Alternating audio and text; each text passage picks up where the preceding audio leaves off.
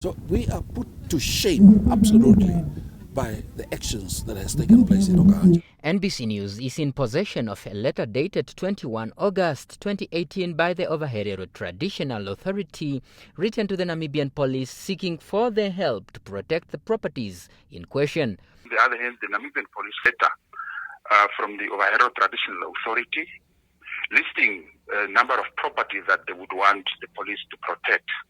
That is firstly Air 1755, which is part of the commando area, and then which the Maharero Traditional Authority bought. Of course, there are some disputes, but that is being handled by the local authority as well as the Ministry of Urban and Rural Development. Secondly, they requested the 2 burial sites. The letter appealed to the police not to allow the Maharero group to enter the burial sites without their permission.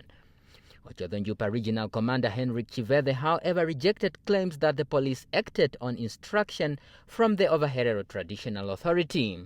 We did not act on instruction of any other individual apart from the maintenance of law and order and crime prevention in the interest of safety and security. As police officers who are busy with our crime prevention operations, normally safety and security is our concern, as we are constitutionally obligated to maintain crime and prevent crime.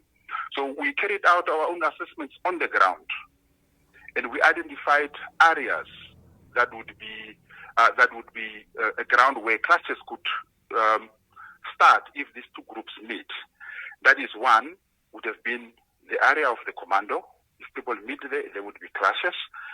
2 would be the grave sites, where if people meet, obviously clashes could happen. Chivede stated that had it not been for the police, the possibility of chaos erupting was imminent.